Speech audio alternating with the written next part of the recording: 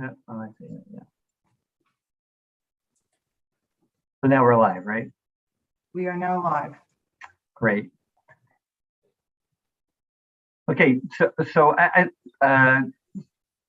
Tony, is this something that you? I mean, I want to make sure you're here. I just want to make sure you're comfortable with me convening a meeting, or do you want to wait for? No, go right ahead, please, because we only have a very finite amount of time. So understood. Yeah, I get it. Right. It's up to you, and you can fill her in. Subcommittee meetings happen in real time, not on Senate time. So remember, you're being taped. We'll start. And there's no Senate members here. Yeah, you're good. So we'll start. We'll start, and I'll let you, Sean or Ben, sort of introduce your team, but and then we can just run through the answers that you provided on the sheets from the previous hearing, and then allow subcommittee members to ask any additional questions that they might have. I'll go ahead, Sean, since you didn't jump in. Thank you very much, Representative Haddad. Obviously, I'm Ben Barnes. I'm the CFO for the system, for the CSU system. We are joined by my colleague, Carrie Kelly, who is the CFO for Connecticut State and the community colleges. We are also joined by Melatina Puste, who is the Director of Budgets and Planning for the system. I will give her credit at the beginning. All of the answers that you received that were clear and precise and what you asked for are her responsibility for the most part. And the ones that are vague and unclear and ill-defined were probably from my part of the organization. So I'm happy to have her here because I know she'll be instrumental in follow-up and making sure you have all the information you need. Also is Amanda's here from our government relations, and Sean Bradbury. And I don't think I'm missing anybody else, but I don't use Zoom all that often. So I'm not sure. I think that's everybody from our team who's here. So you got us all, Ben. We're good. Okay, great. So I think that we had asked for enrollment data, and you provided enrollment data for 5 years and more. It looks like you go back 20 years or so. I don't know if you had any high level sort of overview for this, but generally I think it shows first increasing and more recently decreasing enrollment. yeah, this is the most important piece of what's going on in the community colleges and the universities today. If you look, there's a presentation I looked at from the College Board that looked at enrollment by sector. It's the most current thing that I've seen. It was from the fall, it included fall 2021 data. And we are underperforming our industries on both the regional public universities and community colleges. In both cases, nationally, there has been a precipitous and calamitous drop in enrollment. And in Connecticut, we're a little worse off than the national average, but not out of line with. But it appears that the drop in enrollment is most keenly felt in areas that are slow-growing parts of the country. So, if you look in Texas or the Southwest, where there's significant growth in the population of young people, they've bucked the trend a little bit, or it's been less pronounced.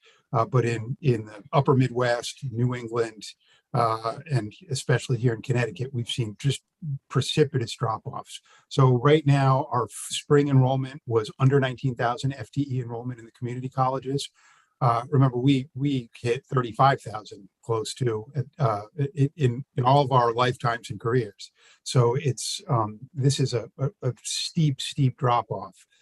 In the universities, the drop-off is not quite as large in terms of percentage, in percentage terms, as it is in the colleges.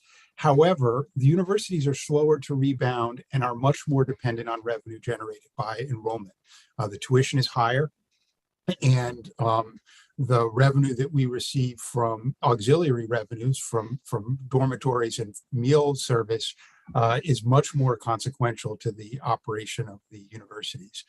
while it's true that the money people pay for their dorms pays for those dorms, we have to pay for the dorms whether there are students in them or not. So, so there's been a very, if you look at our estimate for the shortfall for the coming year, it is larger in the universities, even though the community colleges have had a more significant drop off in enrollment. The other distinction that I would make is that the universities are going to be slower to recover. So right now, the community colleges, our expectations about enrollment for the fall are educated guesses. I mean, we have initiatives that we're undertaking and we're looking at national trends and we have a sense of where we think we're going to be. Well, I mean, we can come up with educated estimates and projections of where the community colleges will be. But from one fall to the next, a significant portion of our population is all new. We don't have very high retention rates. It's only a 2 or 3 year program. So a lot of our estimating is about who's going to show up from the public to enroll at the community colleges. In the universities, because they have 4 years plus graduate programs, they have a much better sense of who's going to continue, like what the continuing cohorts look like.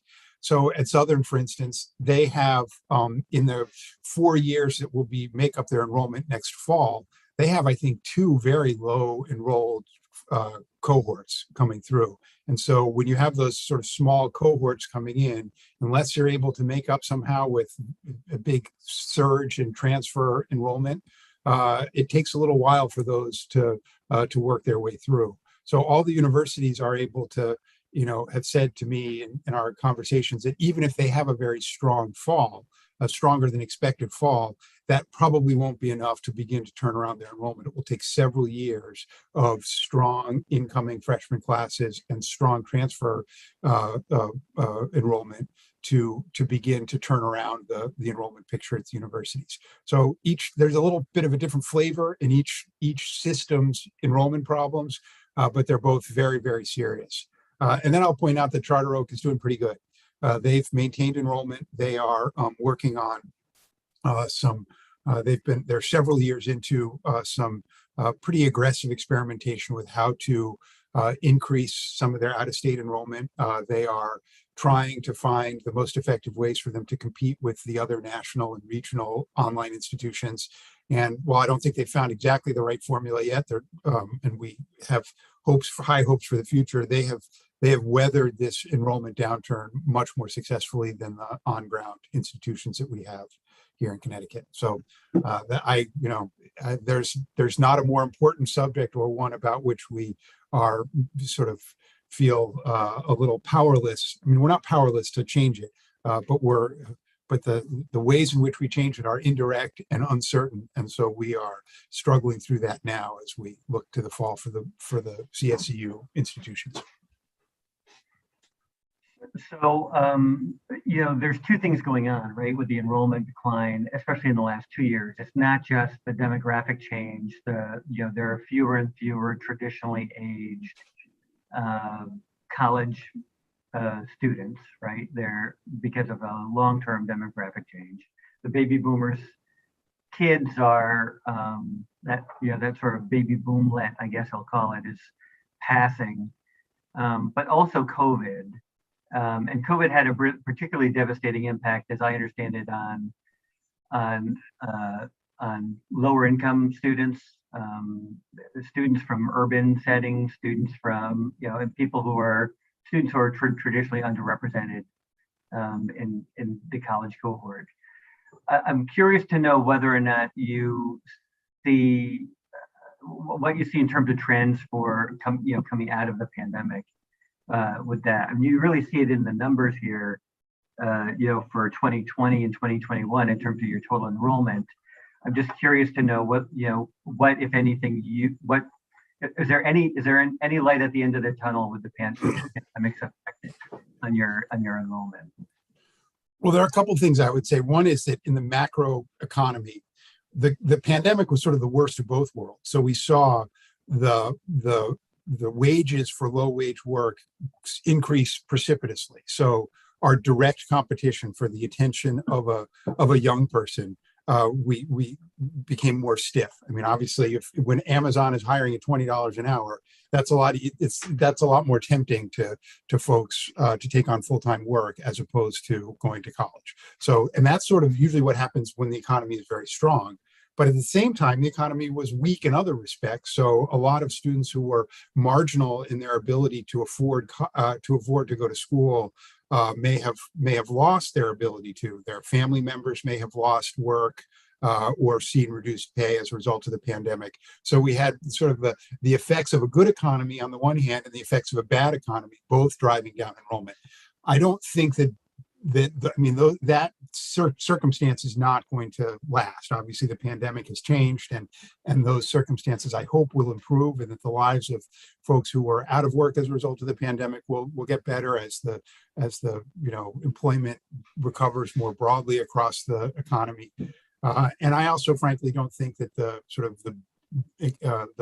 low unemployment boom that we're enjoying in kind of an odd way is going to last. I think that the international situation and energy prices and just frankly the super hot economy and the Federal Reserve increasing interest rates is likely to cause the business cycle to turn in the foreseeable future. Typically, when the business cycle turns for the worse, it's good for enrollment in community colleges. I kind of hope that if we do enter into a flatter overall growth in the United States, that it helps our enrollment. That'll be a silver lining for us all. More specifically to what we're doing, I think we've seen initial preliminary results from the campuses where we first implemented guided pathways that are very promising. Middlesex and Northwestern were two out of the three first implementing schools for guided pathways, and they have had the strongest enrollment in the system this year. The third, Housatonic, has not, but I think that some of the preliminary looks at the more detailed view of the data around enrollment there suggests that we actually have seen some improvements in retention as a result, or we have some early indications that our retention rates may be improving. I think it's just the new off the street numbers are so precipitously down in the case of Housatonic. And frankly, in the case of all of our urban campuses, our biggest urban campuses that serve the most low-income students have been down so much that we haven't yet seen the results of our efforts fighting the tide. But I am confident and remain confident that the guided pathways, especially as we get better at it, as our the individuals who are doing the advising get better, more experienced, continue to get more training, continue to have more systematic resources available to them to help students, we'll continue to see improvements there. So that effort really is fundamental. I know we've also, as part of our of the merger, we have reorganized our enrollment management operation, and we're really focusing on initiatives amongst that population that we think are going to be positive. So we've pushed more of our staff to be out in high school campuses, working with guidance counselors. I mean, they were doing this before, but a lot of those practices were disrupted by the pandemic and have been, imperfectly executed. And so we're really trying to improve the systematic implementation of the sort of bread and butter of recruitment and reaching out to students to try and bolster enrollment. We're hopeful that these things, they don't take effect immediately, but we think if we continue to plug away at those things with fidelity, that we're going to see improvements. I don't know if anyone has any other questions about enrollment, but let me just say on that last point with recruitment. I mean, you might know, or maybe don't know that I run a small nonprofit that does work in college matriculation from area high schools into college, and that work is it's been very challenged through the COVID process. One of the high schools where we work is sort of a large urban high school. Their matriculation rate traditionally has hovered around 55%. In 2020, it was just 26%, right? So we saw like virtually a halving of the number of students leaving that high school and going to college, any college.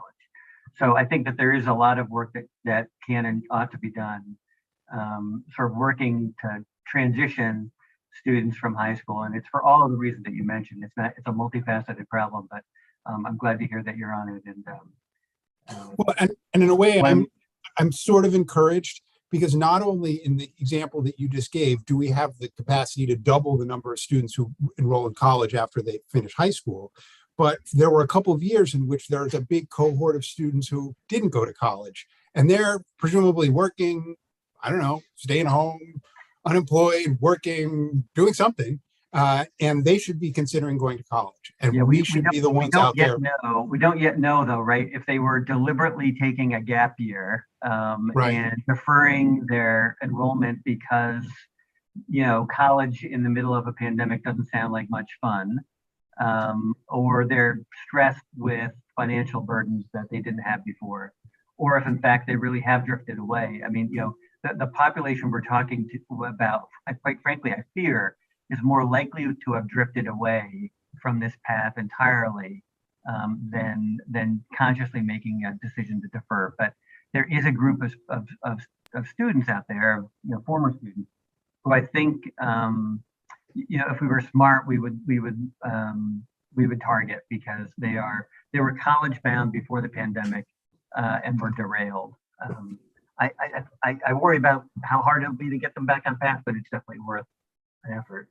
I don't want to monopolize the conversation. It is, I agree with you, it is the most important issue facing your system and in many respects all of higher education, but there are other things to talk about. I don't know if anybody else had any other questions about enrollment. Seeing none, then we'll go on to the second question, which is about unfunded accrued liabilities. And I think this was about your you're just providing the breakdown of costs for your system for I want to make sure. I presume that these are non-block granted employees. These are your costs that you provide to the comptroller, right? And your response. Yes, that's correct. I mean, the process is complicated. I mean, we update our numbers. The comptroller would like us to revise and calculate our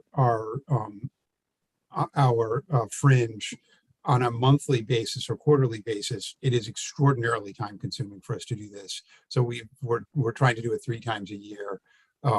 This after the second quarter, the third quarter, and then a final concluding one at the end of the year. But it's extraordinarily complicated to do this because of the number of employees we have, and the division of the general and operating funds it's complicated. Yeah. Makes my head hurt to go through the process. But yes, this is what we report to them. In the governor's budget, and I've got the sheets in front of me someplace. In the governor's budget, they provided, I think, some additional fringe support. No, Janelle is shaking. Maybe I see a very subtle. He's back late and in the dark. I'll say that out loud. There was no additional fringe support in the I'm remembering what it is. Was it additional block grant support that was not supported? That's in the Yukon budget part 2 as well. Is that what I'm thinking about? No, there was an increase. The governor proposed increasing the block grant to us. Well, as I read the governor's budget, there were a couple parts that I'm not quite clear on exactly how that gets implemented. There was a suggestion that the governor was going to include $21.6 million in deficiency funding for the block grants within CSCU. So about 13 million for the university, 7 million for the colleges. And then the number was about 24 million for fiscal 23. But in both cases, it appears that the implementing language recommended by the governor would prevent there from being a fringe benefit component to those additional block grant allocations. Okay. So that's what I was referring to. I guess I just want to make sure. Yeah, I might have been wording it slightly wrong.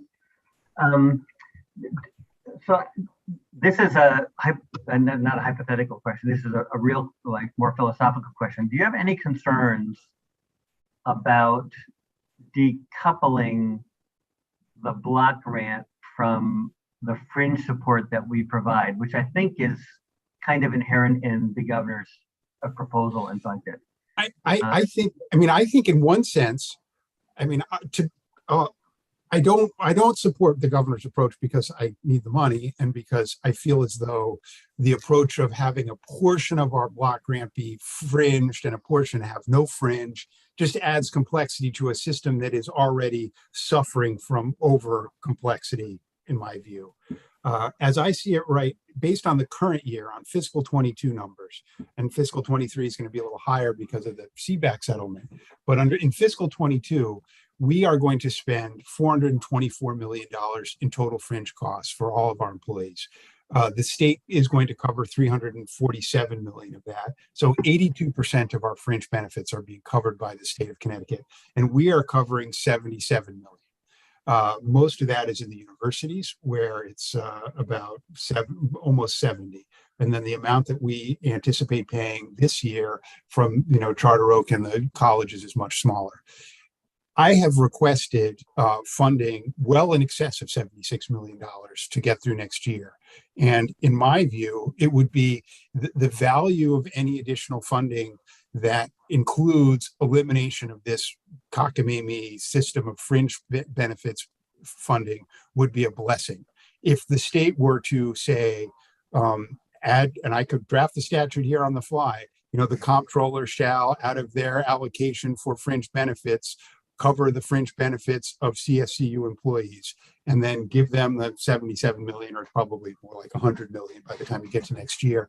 But to give the money to the comptroller to fund our fringe benefits, it would not only help us financially, which we certainly need and we've talked about, but would also eliminate some complexity, which is extremely difficult for us to work through, particularly with the reorganization of the community colleges that's underway.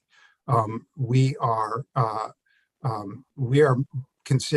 making changes to how we budget and track our employees within our own financial system. That are moving toward the requirements of a Connecticut State College, community college budgeting system.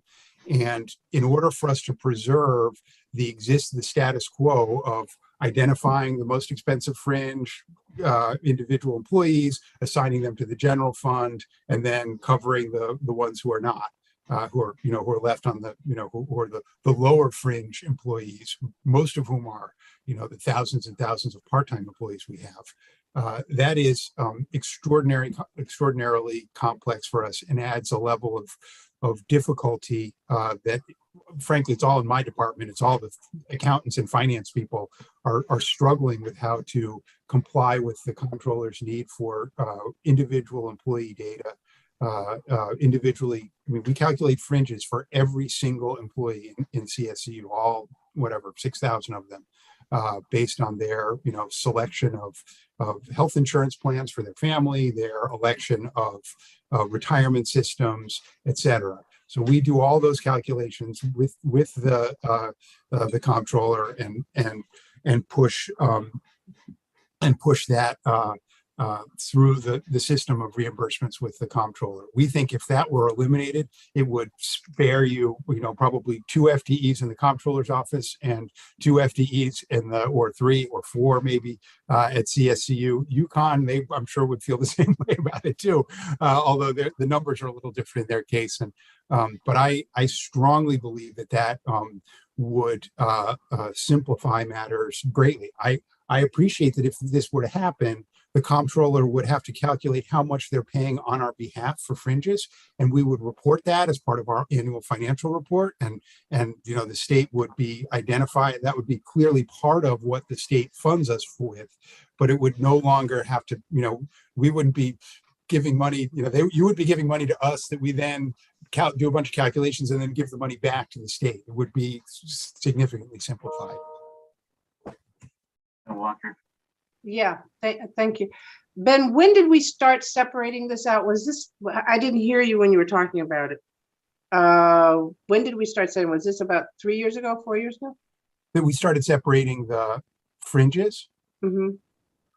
No, It's this a system, long-standing practice, right? It's been a long-standing practice, so this is not new. No. Why did we do it in the first place? I don't know if he can answer. I mean, I think, the principle that's involved here is that the fringe benefits have always been paid for by the state for employees that are block granted, that are paid for out of the block grant. That Mhm. employees that are paid for out of other funds at the university, and this is true all across higher education, are paid for by the, out of those funds by those institutions. And so the comptroller essentially bills the university for the fringe rate for those non-block granted employees. And what has changed, I think, over the last 10 years is that the state has gotten serious about paying off its unfunded liability. And as we have increased our payments for unfunded liability, that is a component. And frankly, the lion's share of what gets charged off to these units as part of their fringe rate. To my mind, it's a misnomer. We shouldn't really be calling it a fringe rate. It's really, we're paying for unfunded, long-term unfunded accrued liability that is in many cases unrelated to the employee that it's being tacked on to as part of their fringe rate, right? Mhm. But it's a debt, and we've been collecting that debt through tuition dollars as well as through our general tax obligation. Okay, so the benefit is really more for accounting purposes. yeah, there's some federal rules that require the state to charge fringe benefits to revenue producing entities that are sort of within the state umbrella. And that universities, quasi-publics, revenue producing organizations that participate in our fringe benefit plan, the state is required by federal rules, grant rules, to charge those back. This is a big issue for for the Medicaid program, for instance, and for some of the other major federal grants. We need to comply with these various federal rules. So I think we could still comply. There's nothing about the federal rules that says we need to charge $77 million of fringes off to the tuition of public higher education students, which we're currently doing. Where we come up with the money is absolutely a question for the legislature and the governor to make that determination. But we need to account for it as a uniform fringe rate that reflects our total costs. But the decision of where the money comes from, whether we raise it out of tuition or we raise it out of general tax revenue, is not dictated by the federal rules. Yeah, I mean, the last time we took a deep crack at this, if my recollection serves me right, it's the federal Medicaid reimbursement rules prohibit differential fringe charge across state agencies. So like we've taken attempts in the past to see, could we break out higher ed and assess like the real fringe rate for those employees, breaking it apart from all the unfunded pension liabilities. And it gets into a mess with the federal regs that I think, I believe Greg was in that basement offices with me all those years ago when we were trying to figure this out. And there's no easy way around that beyond just, I think, the state paying our portion. There's no way to assess a different fringe rate to us or Yukon to reflect the real costs, so that students aren't bearing the brunt of that. Okay. All right. Yeah. So the linkage has always been to block granted employees versus non-block granted employees. And I think the reason why this has been it was not a problem before we were paying off our unfunded accrued liability. Since we have started to pay off our unfunded accrued liability, that portion has gone from a minor part of the overall calculation to almost, I'm not going to say almost all of it, I'm going to say the lion's share for sure, like well over half. I can't remember what the number is. Janelle might remember the number, but it's a lot. It's a big component of the fringe rate. And so all of those costs are now being borne. Frankly, when I went to Uconn in the 1980s, we weren't paying for any of it, just like the state wasn't paying for any of it. Now students are paying for, like a huge amount. There's no generational equity here. Let me put it that way. Well, and that's also coming at the same time. I would point, it's not in this presentation, but from the presentation of the full Appropriations Committee, there's a great slide on slide 7 that we provided that shows the proportion of the state funds into our system that are going towards operational support on the block grant side versus fringe benefit support. And you see from, starting in like, even as recently as 2009, it was like a 30-70 split of like 30% of the funds going towards fringe benefit support, 70% going towards like operating block grant side, to now it's around 50-50. So it's not just even that the rates themselves are growing for the operating fund employees, but our overall proportion of the funds that we do receive. So when we do get new funding from you all, we don't necessarily see that reflected in like new money to put towards operating funds, because they're all getting gobbled up by these fringe rates. Okay. All right. It is a big and expensive problem to try to fix. Is that I guess one thing that I would just point out, which is why I think our committee and this subcommittee for sure, and the Appropriations Committee to the greatest extent possible, has been working to provide support to units in higher ed that are most in need of this additional help, right? So we've seen that for the community colleges in the past. We've seen that elsewhere and with the health center as well. But yeah, we'll do our best. I would just concern in particular about this.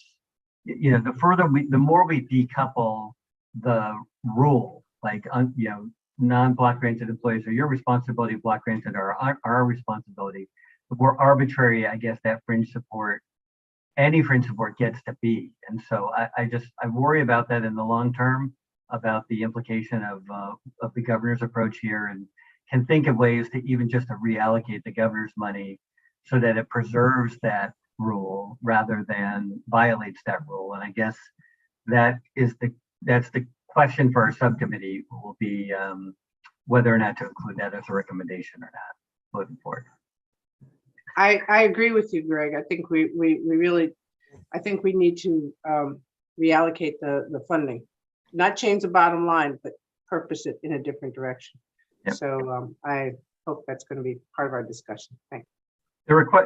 So next scenarios around PACT. We're about halfway through our hour, so we only have, we're halfway through our questions. So there you go. Scenarios for PACT.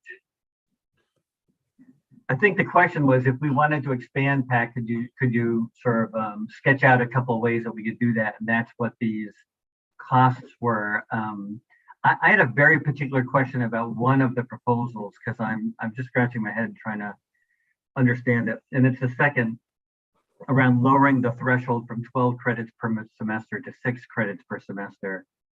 When I look at your enrollment, and I look at, because part-time students for the most part are not eligible for PACT, right? I shouldn't say for the most part, they're not eligible for PACT.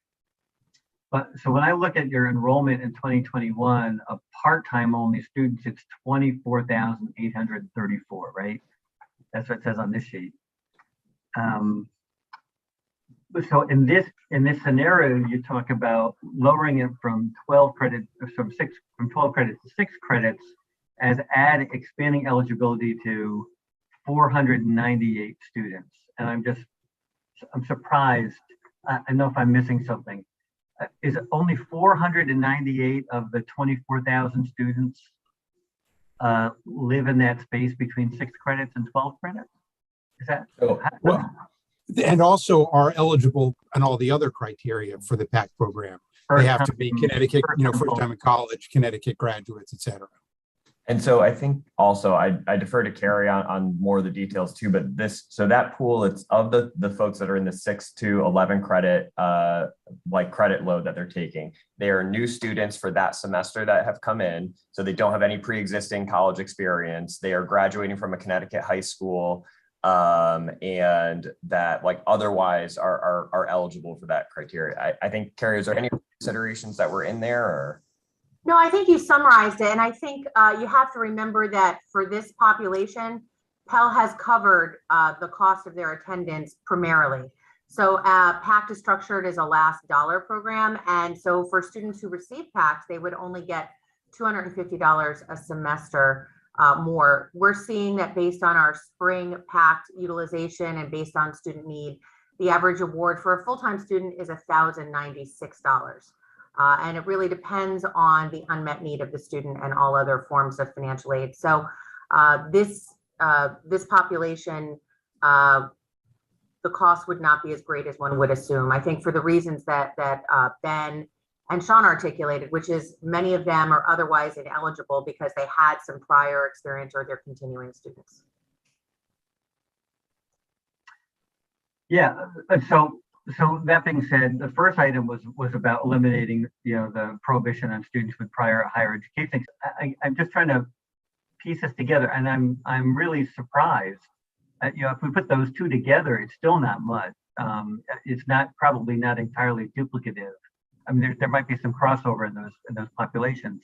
So somewhere less than 1,000 students would become eligible out of 24,000 if we lowered the definition of part-time to include students at seven credits or more, and get rid of prior experience. The numbers are the numbers, I guess. I'm surprised that out of 24,000 students, fewer than 1,000 students would meet the criteria here. I think I see your confusion, particularly around students with prior experience. This figure of 474 students, those are new students who are coming who've had prior college. They're not our continuing students.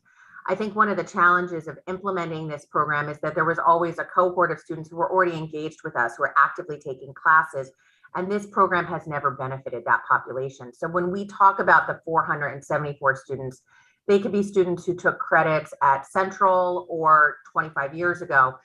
What we're really not capturing here are our existing students, our continuing students, and they would really benefit if we're able to expand that, the PACT program to that population as well. So I imagine that if I asked you to do a run that didn't disqualify a student for being a first-time community college student, I guess that's different than what you're defining as prior experience here, that cohort would be much larger. And I guess I'd ask you to run the number just so that I can see it. Yeah, absolutely. Yeah, we're happy to do that. I think, we want to give you the universe of how we could best help our students with PACT because, it is underutilized right now. And we know there's a lot of need out there. And I think the other part of it is getting the word out about what a great program it is and connecting our students with it. So happy to do those calculations for you. And do you feel like, this is related to the recruitment issue that we were talking about earlier, but do you feel like you have an adequate marketing budget to promote PACT and to make the most of the recruitment opportunities that exist coming out of the pandemic? I think if resources were unlimited, we know how we would best approach marketing. In an environment of constrained resources, we've had to make difficult choices. In the current fiscal year, the PACT program, as I said, is undersubscribed. And so we were able to work with the Office of Policy and Management, and they gave us permission to use some of the funding to promote the program, to market the program so that students would know. So it was really very tailored. It's not general marketing to benefit the community colleges, but rather really to connect in all the places that we know, both in social media, particularly with the guidance counselors. And so we'd love to bring that to scale. I think that's an important component that was never really envisioned in the original program design. Yep. And the language that you want to have changed is also at the tail end of your question, the number 4. Sean, does that language currently exist in any higher ed initiative now? So it does for the Roberta B. Willis program. So those funds I'm forgetting my terms here. I'm sorry, I'm blanking out. Carrie, what's the term? Yeah, so it's an automatic carry forward. It's at the end of the year if there's dollars that lapse, particularly in the Willis program. It's hard to hit that number on the nose. And I think we're experiencing the same challenges. And so, there's automatic carry forward provisions under General Statutes 489F, I believe. And so, I think it's our belief that, these programs are very similar and we would like to see permanent carry forward language so that we can ensure that any unspent dollars in 1 year are available for awards in the next year. Because I do think there are going to be periods where this program is going to be oversubscribed. And One thing that I would add, Representative Haddad, the numbers that you're seeing right now that we presented to you reflect our enrollment now. When we first started talking about PACT a couple of years ago, we were looking at enrollment, pre-pandemic enrollments, which were significantly higher. So everything is lower here. And because I actually believe that when we begin to see enrollment recover, that we are going to see a disproportionate rise in PACT costs. Because, as students come back, obviously some of the first ones to come back are going to be the ones who are eligible for a full scholarship program, for obvious reasons. And so I would anticipate that as we begin to see our enrollment recover, you'll see the cost of the PACT program rise more quickly than overall enrollment, as the returning students are disproportionately participating in the PACT program, especially if we make some of the changes that we discussed here today. That's one of the reasons I think it's important for us to be allowed to carry whatever forward, because we could be caught. I don't want to be caught flat-footed in a year where all of a sudden the costs go up by 30% because our enrollment has gone up by 10%. God, I knock on wood, I really hope that happens. And I think it could mathematically happen. It's not an outrageous outcome. So if in that situation, having a little bit of money that had been carried forward, giving us some flexibility to make sure we meet those unexpected needs would be great. Yeah, got it. Last question, more timely now than maybe from my perspective than when we first asked. There's an announcement now around collective bargaining agreements. We have some greater degree of certainty about what that looks like. This is a question about RSA and funding, anticipated increases in wages. Does this chart comport with the agreement that was most recently announced? I imagine it does, but I just want to confirm that. Or if there's any additional modifications or things that we should be considering around wage increases that if the General Assembly approves them would be enacted in your system. We made these estimates of the cost of the CBAC program when we had a general sense of the contents of the framework, the statewide framework. However, we have been going through and resolving individual bargaining agreements and are now in the process of developing detailed cost estimates. It's a different approach. The approach that we use for generating sort of system-wide based on a framework was a little bit more general. We did it at a macro level, but we're now in the process of looking at all the specific provisions in each individual bargaining unit agreement, applying those to the membership that we have now, and developing detailed cost estimates for all of that. We actually think that there are a few ways in which our earlier estimate may have been biased a little bit low. And we think that, some of this, for instance, we estimated step levels at a pretty conservative level. In fact, some of the agreements have more generous step provisions than we had, than we have ascribed to the entire universe of employees. So we think those numbers will probably go up a little bit. On the other hand, we have some attrition going on, so we will be submitting, along with all of those collective bargaining agreements, much more detailed cost estimates, as is typical for these agreements. I expect that the total costs of the CBAC agreement in fiscal 22 and 23 may end up being somewhat higher than we had originally proposed to you. But we're sticking with our original estimates for now. We don't have, we think that they are solid estimates of the cost of the CBAC raises, and they're good for planning purposes. But like I said, we're gonna go through and we're actually in the process of that right now, based on tentative agreements that we have to provide very specific costs by bargaining unit for those changes. So you said that those cost estimates would probably be delivered to the General Assembly. It's really what you're talking about is it's the fiscal note for the collective bargaining agreements that we need to approve. I'm curious to know though, will you have better numbers or like our subcommittee? We have a decision-making meeting. I guess it's probably the week of March 14th. I think it's on the 17th. And then, the Appropriations Committee chairs, sort of need to start including those new estimates in whatever budget that the committee would consider and then the General Assembly would consider. And so I guess I would say like, we'll take what you have. Oh, absolutely. As soon as it's available. And is it likely that analysis would be done before the middle of March? It's certainly, I think so. I mean, we've done some of them already.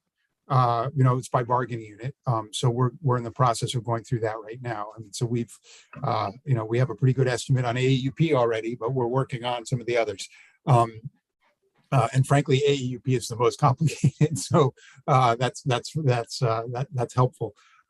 We certainly will try to get you information next week on any update of the of our estimates as we go through those numbers. We should have them. My understanding is that the submission of a collective bargaining agreement to the legislature includes this cost sheet. So I mean that's sort of part of the formal submission. Those will be made by the Office of Policy and Management to the legislature, and my understanding is that they are going to be making those at the end of March to the legislature. But I will. In order for us to meet that deadline, we have to have it done before then. We will certainly do everything in our power to get you that information next week. Yeah, I appreciate that. Sean? And I would just add in advance for the PAC question too, we presented a number of options to you all, but if there's a desire amongst the subcommittee members to see it in a particular direction, we can give you probably a better sense of what those numbers would look like if they were all rolled out together, and where we might see cost projected with the interplay with all three of those. So, I think we presented the four options, which is the 6 to 11 credit. It's the removing the out-of-state or the prohibition on graduation from an out-of-state high school, but that they would still meet in-state residency requirements. And then it's the no prior college experience, and then the opening it up to the summer intersession. I will say the summer intersession is the only one that we're probably never going to have really good numbers for. That's not something that we have some really accurate enrollment projections institution to institution, and those are super variable year to year, especially now during the pandemic. So we may just caveat that one is a little bit unpredictable, but the other three, if there's some guidance from the subcommittee on that, and I'm happy to take direction offline that we can give you some better projections on what that would look like for the program. I appreciate the offer. Yeah. Are there any other questions by members of the subcommittee about any of the topics that we've talked about? Senator Austin has joined us, although I don't want to. She's driving. I am driving. I don't. I just want to let the subcommittee know that Representative Walker and I have just want to remind people that the budget that comes out of the subcommittee will be just the general fund. It won't include the Arpa or the carry forwards that the administration has put in. It's just the general fund.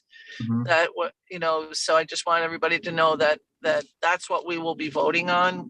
We will separately vote on Arpa and separately vote on carry forwards, but much of what the administration put in both of those areas will be changing. The general fund is what we really want you to concentrate on. Understood. And Ben, I didn't know if you had, and I'm sorry I'm late, but I'm wondering, there's still talk about people trying to overturn the consolidated community colleges.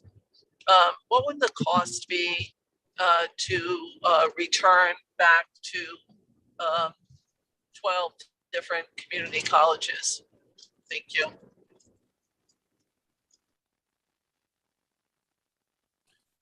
Well, I will have to tell you that I'm always reluctant to spend too much energy estimating costs for policies that are not supported by my employer. So I have only limited and high level estimates on this. My sense is that there would be that we would need to expand our staffing pretty considerably. We are sort of in between right now, and we have a lot of vacant positions on individual campuses, and we are sort of juggling around to make sure that all the work is covered while we enter into a period of pretty intense reorganization in which employees are, reassigned from one place to another. We actually have an agreement with our bargaining, with our main community college bargaining units that creates a mechanism for us to identify comparable positions elsewhere in CSU in order to, so we have some collective bargaining direction that will, I think, help move that along. The result, though, if we were to go the other direction, I believe we would have several hundred additional staff that we would have to recruit and hire for the campuses in order to make that happen. Now, some of those we could repurpose the relatively small number of CT state employees that we have, but the number of gaps that we have on campuses is definitely in the many dozens of or several hundred employees who would need to be hired in administrative roles and in other faculty areas, frankly, where the individual campuses would require more faculty because of the roles of department chairs, program coordinators, and other sort of faculty type roles that are impacted by the reorganization. Carrie, I don't know if Carrie, you may have. So, that's an interesting question, Senator, one that we've taken a look at as we've just visited with NECHI. And just to illustrate, in the next fiscal year, it would cost us an additional $21 million if we weren't able to move forward and towards consolidation. And those costs would only increase into the out year. So, we took a look at that through the period all the way through 28, and we would need, probably in the order of an additional like $50 to $80 million more out through 28 if we didn't have the ability to consolidate.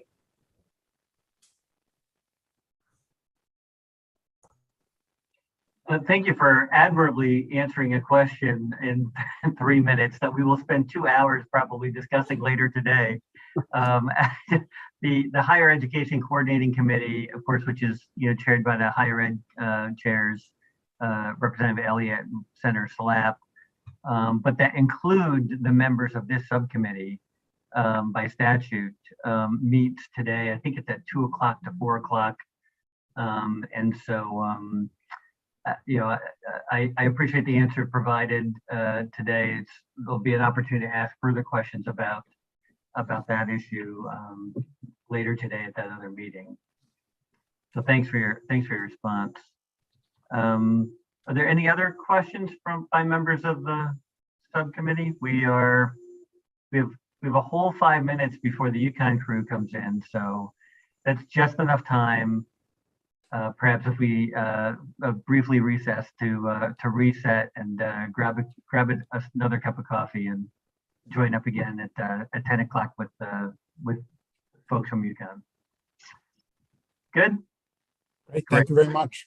Thank you very much for your response on this today. Absolutely. And if there's any other information we can provide between now and your final meeting to put these proposals forward, please let me know. I'm happy to gather any information that can be helpful. Decisions. Great, thank you. So we'll pause for 4 minutes and come back and talk to the folks from Uconn. Thank you. Bye-bye.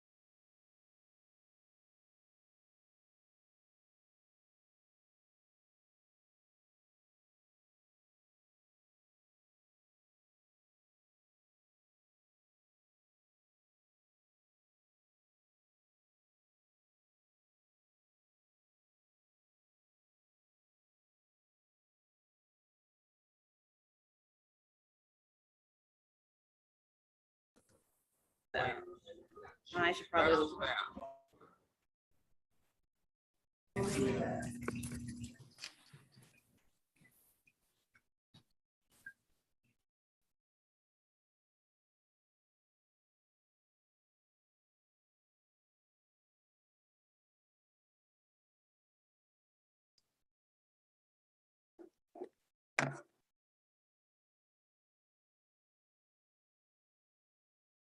Hi, guys. Good morning.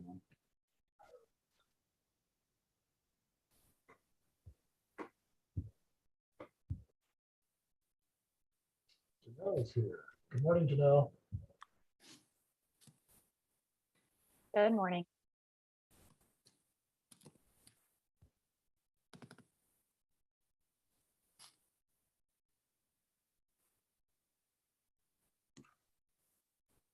CSU finished just a little bit early, so I think some people are taking a brief break. They should be back momentarily.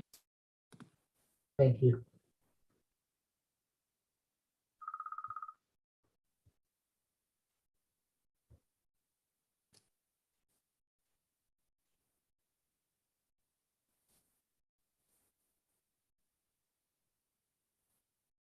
Dr. Liang, are those our notebooks for you that are behind you on your file cabinet? All those binders. Oh, I can't hear you.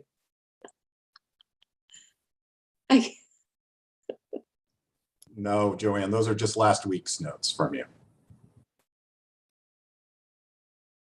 And we have no shortage of binders across almost every domain. So it could be yours, but it could be many others.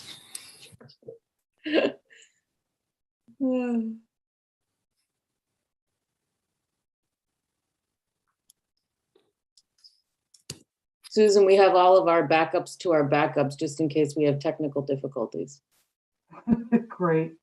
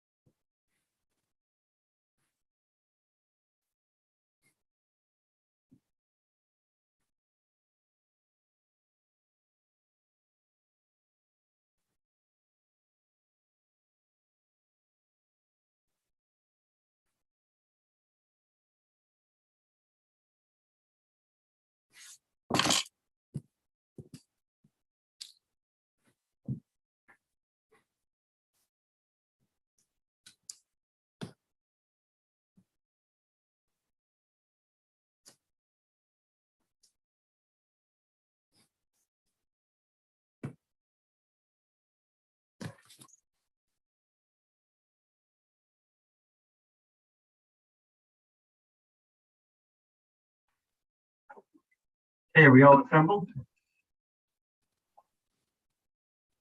The Yukon team is here and Yukon Health.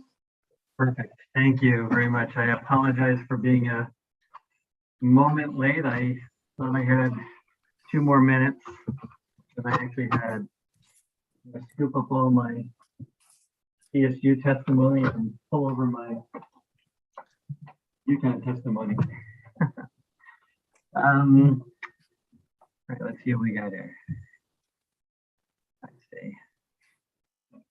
Okay, so let's start the work session for Yukon. I see Dr.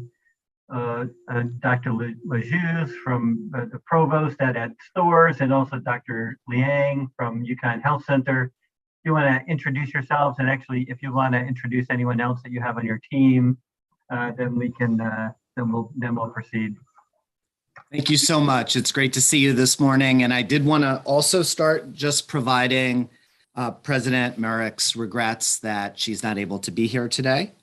And so in terms of kind of letting you know who's here, we are supported by our terrific government relations directors across both campuses, Joanne and Marie. And in terms of, as you mentioned, I'm the provost here at Yukon. And in terms of our other folks, we have Lloyd Blanchard, who is our interim CEO, and Nathan First, who is our vice president for enrollment management. We have 2 of our associate director is actually our current interim Director of Finance, Budget Planning and Research, Rika Wren, and Kelly Wibby, who is our Director of Operating Budget and Planning. And I'll turn it over quickly to Dr. Liang, who is our interim CEO and has been our longstanding Dean of the School of Medicine. Well, thank you, Provost LaSuet and Representative Haddad. Good morning, and everybody. So with me today is CFO Jeff Giggan and also Lisa Danville, working with Jeff at Yukon Health. Good to see you again. Good to see you, all of you, and good luck in reducing the number of staff we're introduced with the interim label next year. I know it's been a time of great change at Yukon, and you know, it's indicative by the number of folks, but I've always been impressed with the quality of staff at Yukon. So I'm sure that you're capably managing in somewhat unusual times with the number of departures that we've had recently. You provided two documents. One looks like a sort of a high-level overview. I don't know how you want to approach this. It might make sense to go through you know, those sheets, and then if possible, I'd like to just have you run through the answers to the questions that were previously provided, so that we you know, members of the committee and I can ask any follow-up questions we might have about your responses from earlier. Do you want to explain what, you know, go through this stuff, or would you prefer just to work through the questions? I don't know what.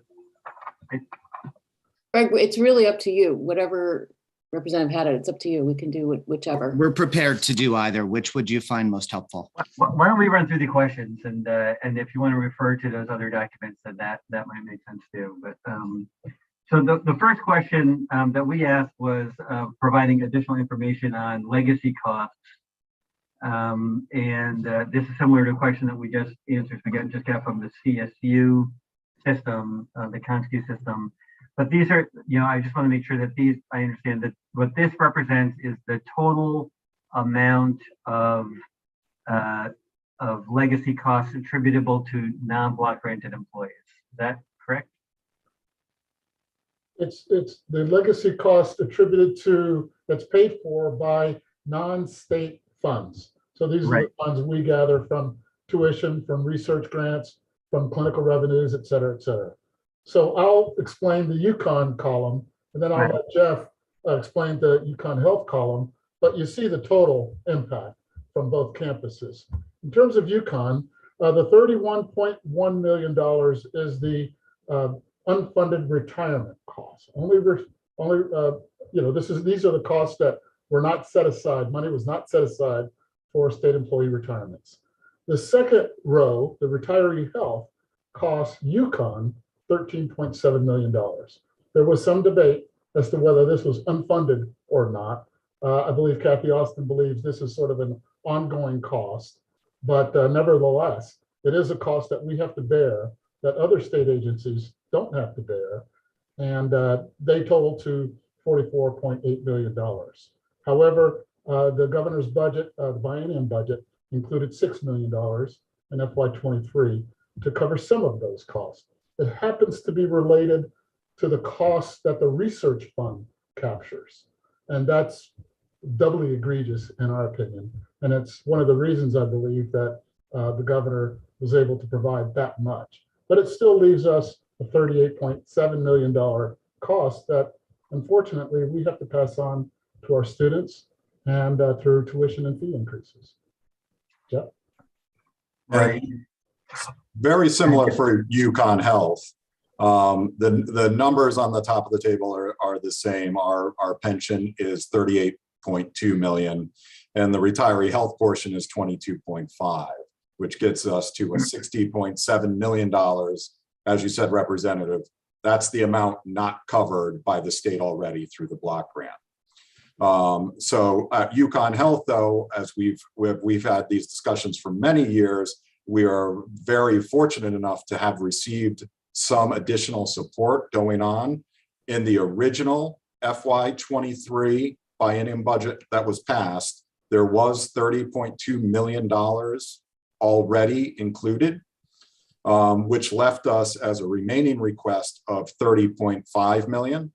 We are very happy to note that in the governor's proposed midterm adjustments, the proposal for the $30.5 million is in those adjustments. So currently, with that taken into consideration, those the legacy cost or the pension and retiree health costs would be covered. I just would like to make a note. Again, there was a portion, there was some press about it that, again, we were asking for these costs. These are all one-time items that are used to being covered, these costs for Yukon Health. We will be back again in 24 and 25 as these costs do not go away. So this is not something, again, that is a management issue or something in operations. This is, again, a structural deficit that we have that we would like to work forward on a permanent basis. Even though the current year, again, one-time funding has helped us and solved it just for 1 year. But going on, it's going to be an additional conversation that we'll still have. Right. So thank you. And so just to make sure, so the 6.1 and the stores thing, that was something that we did and currently embedded in the fiscal year 23 budget. That's, and I guess I'm looking at Janelle. That's why I don't see it anywhere on our budget sheets, right? That's not a new request. But the remaining balance of 38.7 at Uconn is the amount that is, if we did nothing, would still fall to your non-block granted revenue. But again, Yukon Health, it looks like at least in for the coming fiscal year that amount, if we were to adopt the governor's budget as it's currently constructed, that would be, all of your unfunded accrued liability would be covered for the coming fiscal year. And to your point, that doesn't mean it will be the following fiscal year. Right? Correct. All right. Second question is about, well, I asked, I'm trying to see who else is here. It looks like there's a couple of state representatives on off camera. Just make sure there are no additional follow-up questions. And seeing none. The question 2. Yeah, we can address question 2. So go ahead. For Yukon, that first table shows that the first row in that table shows that actual retirements in the first half of the year through February 1 amounted, first half of the fiscal year, amounted to about 150 retirements. Now, on a normal basis, we see about 155 retirements per year. So this fiscal year, we saw that halfway through the year, and we're projecting another 165 retirements by July 1. So that suggests that we're going to face about 315 retirements this fiscal year, which is about twice the amount we normally face in any given year. So that's whether that 165 will come in lower or higher, that's just our projection, but it still suggests a significant spike. And Jeff, it looks like you have similar numbers, similar report for Yukon Health Center.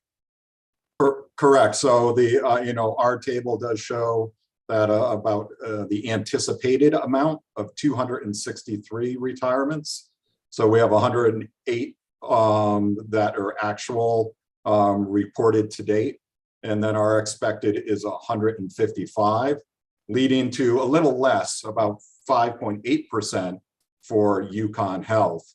But currently we do have plans to manage, especially in the clinical side, that we do have turnover on our clinical side as the normal operations and normal course of business of running a health center. So refilling and working through the recruitments and refilling these positions is an ongoing aspect of our HR that we do on day to day. So we're currently in that, and there's no major issues at this point. I appreciate the answer to the question, and it's one that I think that members of the General Assembly are just looking at. Do you anticipate any trouble filling the vacancies And what, and do you anticipate any, well, what should we know on the appropriation side about the cost to you of filling these positions? I don't know, will these employees cost less overall than the ones that are retiring, or are there one-time costs that you would incur through the hiring process that might mitigate any cost savings? I'm just curious to know what the fiscal impact of this number of retirement. I'm sorry, from Uconn's standpoint, there are sort of countervailing winds here, Representative. On the one hand, we do expect that when someone retires, we can sort of backfill them with a lower paid employee. In some cases, in most cases, probably, not in all. If a vice president or an associate vice president retires, obviously we're going to need to refill that person at a relatively high level. So that's the downward pressure on costs. The upward pressure on costs comes from the Great Resignation that the pandemic has brought to us. And so we are finding that we're having trouble rehiring people in certain specialized positions where they have other options otherwise. For example, legal type staff, paralegal type staff, who now can work from home if they work for other private corporations, can probably find a better deal than they can from us, where we don't want to guarantee 100% telecommute in some cases. In other cases, we can, but we find that we're competing against the Amazons and the other big corporations of the world that can pay premiums where we cannot. I can chime in on the Yukon Health side. On the clinical side, we face external competition. There's a shortage of respiratory therapists, for example. There's shortage of nurses. And so we do compete with the other hospital systems to replace resigned or retired clinical staff. Jeff, do you want to speak more on that point or any other information? Yeah, so I think to your question, Representative, probably the answer is it will depend on, as Lloyd said, on some administrative positions. There could be a savings as we roll those over and we'll get new staff in. But definitely on the clinical side, it is market driven. And that's across even other state agencies that post RN positions. Whatever the market is bearing, we have to be competitive in both our salary and our benefits to be able to entice and recruit those positions coming back. And I would say the same exact thing for the faculty positions, that is by and large also market driven for what we're looking at, and especially for Yukon Health, the specialty and the subspecialty physicians we need to ensure that the education missions are fulfilled. We go out nationwide to recruit those positions back. So as people do, resign and leave, going through that filling, we actually do look at items such as the double AMC and other things like that for recruitment. But I would turn it over to Provost Lejwe. And the other, just on the faculty end, another thing that's important are startup costs in terms of being able to generate new laboratories for these faculty that come in. And as we think about continuing to try to increase our external grants and our participation in the innovation and entrepreneurial ecosystem and the generation of potentially other jobs that we can generate from research, those startup costs do have an impact in terms of mitigating some of the savings. Very good. Thank you. I don't know if anybody else had any questions. See none. Question number 3 is around enrollment. The Conscue system, not surprisingly, listed enrollment as being one of their greatest challenges. Yours looks relatively stable, although I'm sure that only tells us part of the picture. So why don't you walk us through your enrollment projections? And actually, Nathan, before you, I'll turn it to you, but before you do that, I did want to say, partially because of the investment we've received from the state, we are a highly desirable university. And so we are protected from some of those factors. And, in our ability to really support the state and to bring in as many really high quality in-state students, we are maybe in slightly a better and different situation than some of our peers, even nationally. And so I'll turn it over to Nathan. Right. Yeah, that's a great lead in, Provost Lejuez. So, as the provost indicated, we've received a lot of applications. We have strong interest. This year, we received over 40,000 applications for admission. And so it's really a matter of, among that, shaping our class on an annual basis and really trying to meet the needs of our academic programs, as well as, of course, the economic needs of the state. So those are ongoing conversations. But you're right, Representative Haddad, that our enrollment has been stable over the years. We actually saw a surge in enrollment in fall of 2020 amid the pandemic, especially at our regional campuses. On a percentage basis, a couple hundred more new students at the regional campus, actually a couple hundred more at the Storrs campus as well. And so that's why you see a slight uptick there.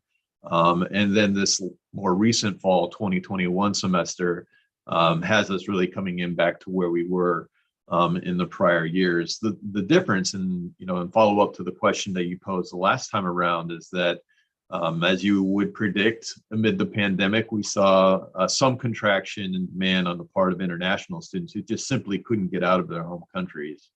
And we're obviously hopeful that that's changing and that the pandemic is subsiding, and we're seeing interest grow again among our international students for the fall 2022 class, and are nearly back to the level of application levels that we had prior to the pandemic. Not quite there, but we're getting there. So I wouldn't go so far as to say that for the fall 22 class that we'll see the same number of international students that we saw previously, but we're going to get close, so long as the pandemic allows that to be the case, at least as it relates to the incoming class. And then we'll build back over time. The good news that we're seeing there is that in the past, we'd really worked hard to try and diversify the source of our international students. And like most universities across the United States, the vast majority of our students are from China. And we're seeing a diversification geographically of those students as they come back and regrow. So that's good news.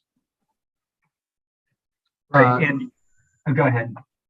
No, I was just going to talk about Yukon Health. Yeah, go ahead. Thank you, Representative Haddad. Yukon Health is home to 3 schools: the medical school, dental school, and the biomedical graduate school. And as part of the deliverable for Bioscience Connecticut, both medical and dental schools have increased the class size by 30%, which is reflected in the increase in both the in-state and the total enrollment. And majority of them are from within the state. Very few international students among medical and dental students. We have no shortage of highly qualified applicants. In fact, it's something like 35 to 1, 35 applicants for 1 spot. And if we have more spots, we could easily fill them as well, which I think is something we are thinking about, because we are the major workforce development source for future doctors and dentists. In terms of the graduate students, we actually seen a slight increase in the international students. We have also grown amount of graduate students enrolled at Yukon Health, in part because we have grown the research programs here. As you may remember from my testimony, the first time we doubled the extramural federal grant funding to Yukon Health. And so we have a lot of outstanding research labs, which become a draw for these PhD degree students. Thank you. Very good. And as part of your answers to question number 3, you sort of covered the ground in question 4, and just to put a point on it, in question 5, it talks about any lost revenue that might have occurred because of loss of international students, but essentially says that it's been offset by an increase in domestic out-of-state students. And so that's good news, I guess. I actually had maybe mistakenly understood that there was not a different tuition rate, but there was a greater premium paid by international students to attend UConn. But I think in your response, you indicated that it only amounts to about a $700 for visa compliance, right? Yeah. Okay. I had asked a question earlier today as well, and we'll ask you as well. Now that the wage, that the contracts have been sort of resolved, not fully resolved, but we have a clearer picture of what those contracts would, what kind of impact they will have on your budgets. Just wanted to make sure that we got what is your timeline for doing a more detailed rundown of the cost of implementing any changes to collective bargaining, that result from the collective bargaining agreements. I presume that, like the other units, that there was you had a pretty good view of what those changes were likely to be when you provided us with initial estimates, but that there's some fine tuning that needs to happen now that the agreements have been negotiated. So from Ucon's standpoint, Representative, we did have a pretty good sense of what the economics would look like, but there are these smaller provisions that we want to make sure that we cost out properly. So Kelly, correct me if I'm wrong, but I think that we could have this done by next week. Yes, sure, absolutely. Great. Is that the same also true at Yukon Health? Yes, correct. The main focus, of course, is on the salary increase, but we are very close, and hopefully we'll have all the final details of the new collective bargaining agreements for both of our local unions, UHP and our AAUP union. Right. I asked a question earlier as well about, this budget is constructed by the governor, sort of suggests some additional operating support to the university, but it doesn't come with related fringe support for what would amount to an increase in the block grant without an increase in the fringe support. And that's an acceptable proposal, but I personally worry about the decoupling of the block grant from the commitment that we've made to covering the what we call the fringe rate, but it actually includes the real fringe costs for each individual employee, and also a surcharge for unfunded accrued liability and other legacy costs. I just didn't know if you guys had an opinion about what the best approach is to do this. There's Yukon EV provides an extra $20 million to go into the block grant. Of course, if it doesn't come with fringe support, then that would cost you on the other side somewhere north of $10 million. I just didn't know if, it seems to me that if we decouple the block grant from the amount that we provide or the amount we guarantee you into our fringe support, that might have unintended consequences moving forward. Just didn't know if you had thought through that question at all, and whether or not you had any recommendations for the subcommittee about how to handle that issue. I do, Representative Haddad. Thank you for that question. With regard to it was always understood that the state would cover the sort of block grant employees' collective bargaining increases. But because of the generosity of the deal, which is my opinion, but because of that, we sought help for the non-block grant employees as well, as a sort of a condition for joining the CBAC coalition.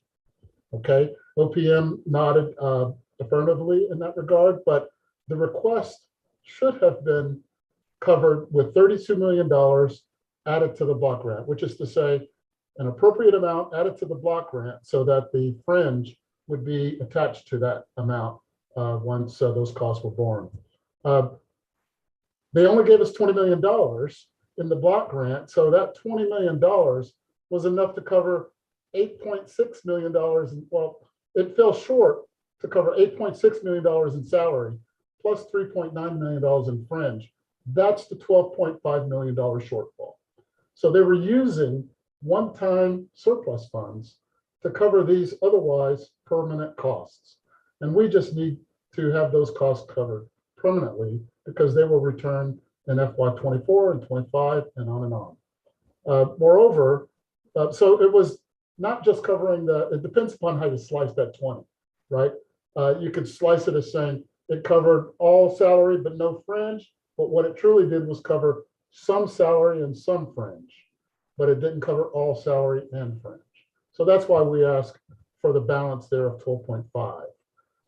And just to be clear, what you're asking for is not for that money to be appropriated to Yukon. What you're asking is for there not to be language that limits the cost from being borne by the comptroller's office, right? So when you say that the amount of the block grant should increase by 30, I just want to make sure I understand, $30 million. What you're saying is that if we give you $20 million extra in the block grant, that the fringe support can come from the comptroller's office and not from you. You would expect not to be billed for the fringe costs of that. That's correct. That's right? correct. That's correct. But that's just one piece of the gap, right? The other piece of the gap was the 27th payroll gap, for which we asked $15 million. That would have covered the salary and fringe, but alas, it only provided, the governor's budget only provided $8 million. So that left 7.3 to be covered, which is the fringe piece of the 27th payroll. Mm-hmm. So having the controller office cover that piece is also what we are seeking. Right. And the then ideal approach would have been to add all of the salary piece to the block grant and let the controller cover the fringe piece. And of course, and then the last component where I think that the governor is trying to be helpful is that is by providing, but as I understand it, is first year help to cover what is really an unanticipated increase in the salary adjustments for non-block granted employees, right? That's correct. So, this is hard to budget for. I mean, I'm not sure that you had much. Well, certainly when we were doing the budget last year, we didn't have it. And when you were doing your budget, you didn't have any little to go on in terms of being able to anticipate what the cost of the collective bargaining agreement would be to you on the non-block granted side. And so he's provided some funding. Is that I can't remember. Is that funding adequate to cover the increase in the? We tend to budget for collective bargaining increases, but we budget much more modestly for collective bargaining increases. So CBAC came in pretty high, pretty generous. And so that's why we needed the extra help from the state, from the governor. And the way they provided it, using one-time funds, it just fell short to cover the permanent increases that will accumulate across time. Right. Okay. I don't know if anybody else has any questions about that. There's probably some follow-up sort of clarifications to be made through that. There's a lot of moving parts. So there's also a Yukon Health piece. I think Jeff can describe that for you. Right. Yeah, and I would just say the same exact for us. I think the creation of the proposed governor's budget was the same across Yukon and Yukon Health.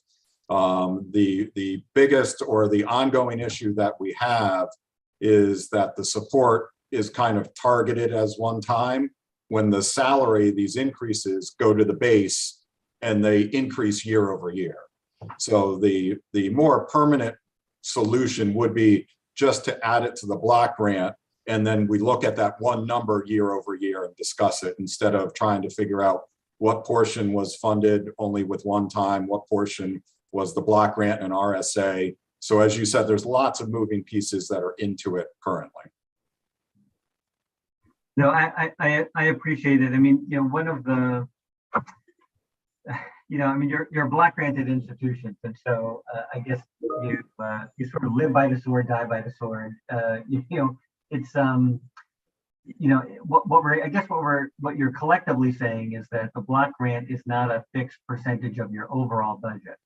The block grant really is more of a an arbitrary number that's based more on the state's ability to provide it to you than it is on what your costs are. And so even when the costs are being driven by negotiations through the governor's office and by approval through the legislature, that there's little reflection of that in the size of the block grant.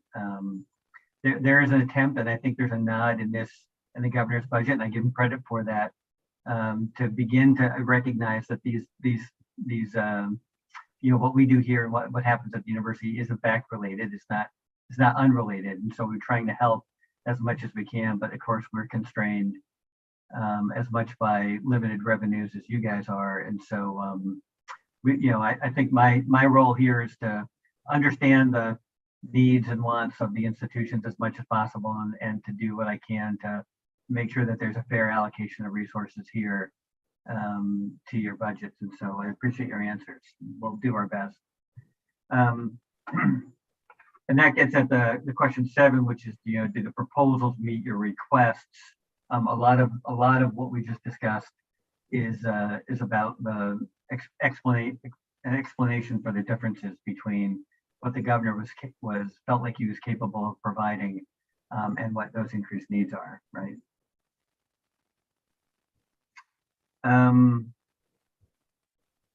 There's a question here about, has the state always paid fringe costs? Actually, I think that was ground that we covered earlier. It's the same for you. It's question 9 is what, again, I know you guys gave a detailed answer when we spoke last about the impact of recent hospital acquisitions on the Yukon Health Center. I mean, I really think of us as having invested a lot in the only public hospital that we have in the state of Connecticut at the health center. And CU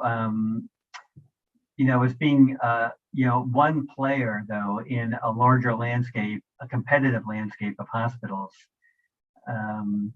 that has a lot to do with what your costs are and how you're able to sort of compete. And I didn't know if you had anything you wanted to add to your response that you provided in question 9 about living in this competitive environment. Yeah, Representative Haddad, it's a very, very germane point. Wearing my head as the dean of the School of Medicine, we have learners with a number of hospitals and institutions, and if they ever become close to UConn medical students or resident physicians, we will lose that valuable training opportunity. And the example I provided earlier was Manchester and Waterbury Hospital, which are being considered to be acquired by Yale New Haven Health System, not Yale University School of Medicine, but the health system. And we would like to make sure that our students can continue to stay there and receive the training that they've been getting. This is stretching back to over 10 years now. We've been there at Waterbury Hospital for over 10 years, for example. And so again, just so I understand, so you're concerned that the new ownership of the hospitals will come to a different assessment of how many clinical possibilities placements they might be able to accept from Yukon Medical School. And of course, as you know, that as you just mentioned, they're not the same as the Yale Medical School, but they are related, and they probably will. It wouldn't be surprising to learn that they wanted to prioritize placements from a different medical school. Yes, that's exactly the concern. And we hope that they will at least allow us to maintain the current number of students who are receiving their clinical training at those two hospitals. Yeah, I imagine that's a conversation that you are engaged with at some level between, I don't know when the appropriate time is to engage in a conversation with the new management at those hospitals, but is that a conversation that you've already begun to engage in?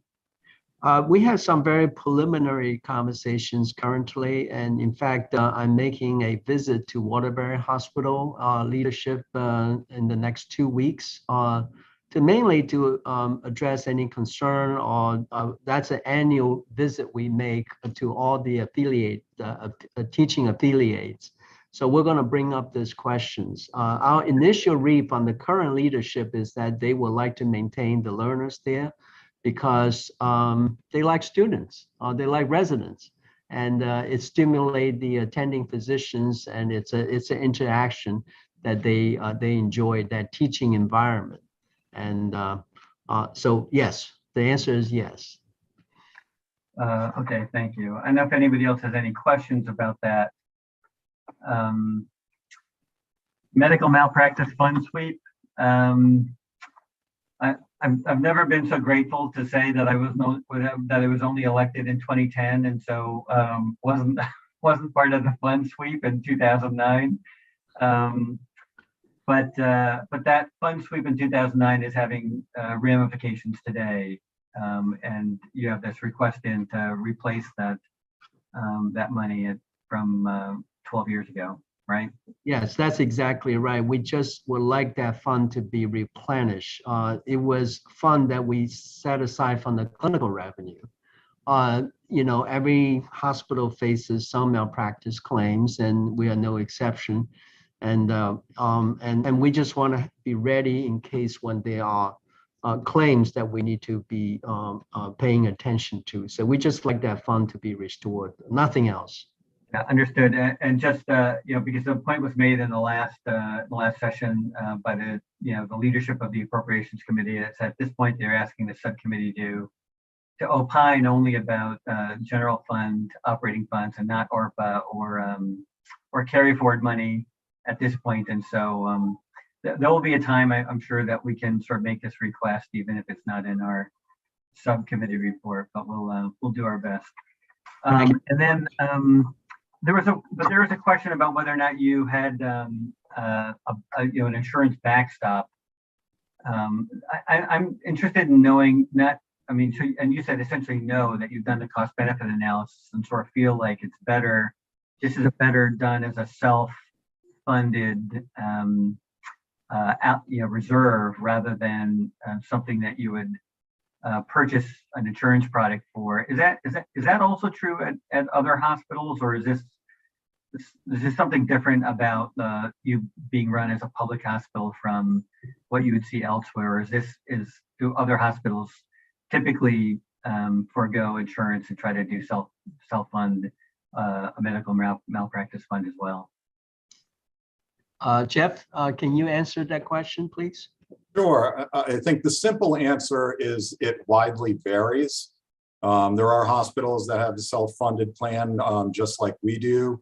A lot of hospitals have a captive insurance plan, and those would be here like Cayman Islands and different captive insurance groups that would meet to do that. And then you can buy just regular insurance in various aspects. So we are currently looking for, as the question says, a backstop or a high dollar limit in case that you ever have an extraordinary case, you at least have that backstop insurance. So again, we do look at that. We're actually in the middle of it currently. The requests are out through the state insurance exchange, and we should get those estimates back probably within a month or so, and then we'll make the estimation whether the premium is worth the actual coverage. Great. I don't know if anybody else has any questions. I don't see any. And recently, I'm gonna ask one last question, I guess, just something ripped from the news, the headlines. So, recently, as most people did usually on the sports page, that you had a payout an $11 million award to a former employee. If I could ask, where does that money come from? And is that part of would that be added on to the responsibility of the athletic department to make up that loss? I mean, I know they're operating at a consistent loss as well. Curious to know, like, where did the $11 million come from that paid off that arbitrated award, and what is your current plan for minimizing the subsidy, the university subsidy to the athletic department? So that's a very good question, Representative. I can tell you that we budgeted for this award 2 years ago when it was announced. And as you know, there was conversation for that long. Because we budgeted for it, it meant it was in our regular budget framework. The dollars would have come from our general fund, so to speak. The non-state funds, that is. We wouldn't use state funds to pay for it because they're already committed to other employees. But because we thought we budget for it, there would be some kind of settlement, and we would sort of see a windfall in the budget by doing so. That didn't happen. The arbitrator decided that we were wrong, and so we had to pay. So, but we already had it budgeted, so it was not a problem. Yes, this will be billed to the athletic department by rule, by NCAA rule, and we will work with the athletic department to sort of pay those costs back over time as their division sort of reemerges from the pandemic. Because you've recently gone through a reorganization of your sports, and I know that was subject to some court review and changes as well.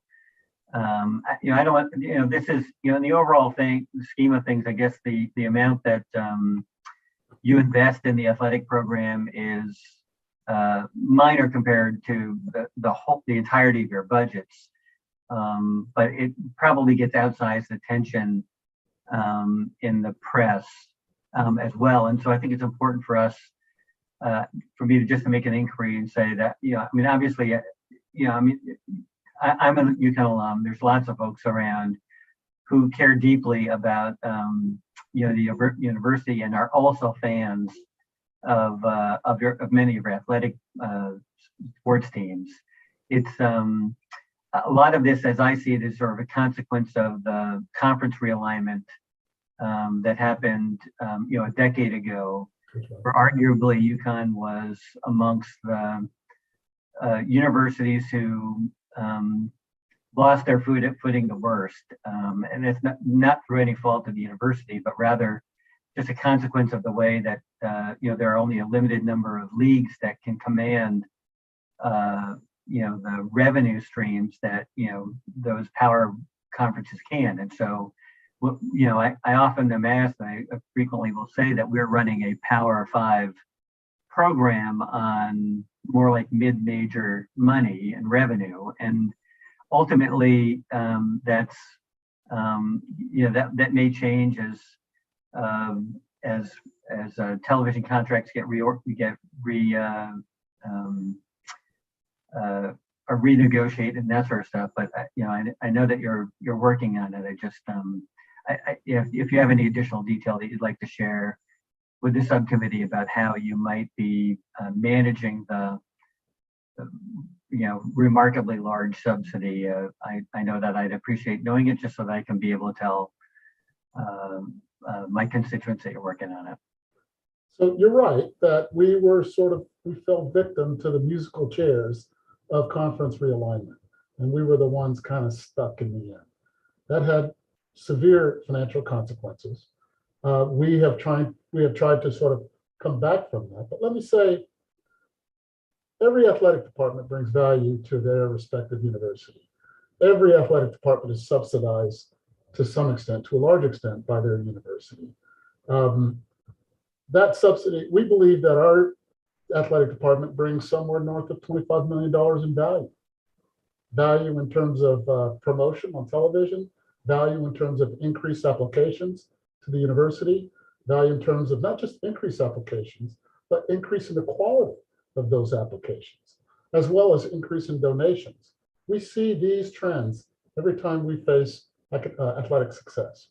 So it's partly why every university has an athletic department, because they kind of, our previous president used to say, that's the front porch of the university. That's where people pay attention to us. And then we tell the rest of our story in terms of our research and our academics. So there is value that they bring. I believe that value is very close to the level of subsidy we provide, notwithstanding the increase in that subsidy during the pandemic. So we're continuing to try to bring that down. We have an agreement with the athletic director that we will work on reducing that subsidy by $10 million. We're trying to get it back down to $30 million, which I think is closer to that $25 to $30 million value that I mentioned earlier. So we believe that we're on the right track. We are hampered to some extent by the fact that coaches are in the faculty union. And so that creates some discontinent rules that I think led to the LE outcome. And so to the extent that we can kind of correct that sort of disincentives, if you will, I think we can manage the athletic budget a lot better. Thank you. I'm sure if I asked Nathan about the impact that the sports program has on enrollment, he would probably add that is at least a contributing factor to the fact that your enrollment, unlike every public university or college in Connecticut, and unlike many universities across the nation, are facing enrollment declines, that the steady numbers that we talked about earlier are at least partly due to the fact that we have such a prominent and publicly recognized name. Yeah, absolutely. You can only imagine when you go to a place like Florida or Texas or California and you start talking to students about the university and the potential for them to come here, they notice the name and they recognize the University of Connecticut, Yukon, and the Huskies. And so it brings the students to the table for the conversation. Yeah, no, I appreciate that answer. I know it's a complicated question. Yes.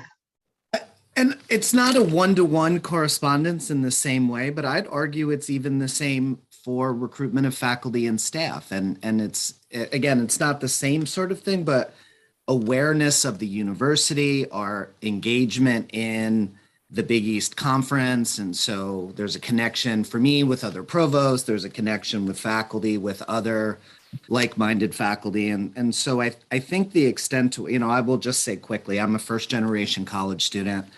And when my family, who are all Uconn fans, because my nieces went here, it's the first time they feel like I'm legitimate as any sort of a professor or an administrator because they love the Yukon Huskies. So that's not the reason I came here, but it certainly matters. And all of those things, I think, create a different way that the university is viewed.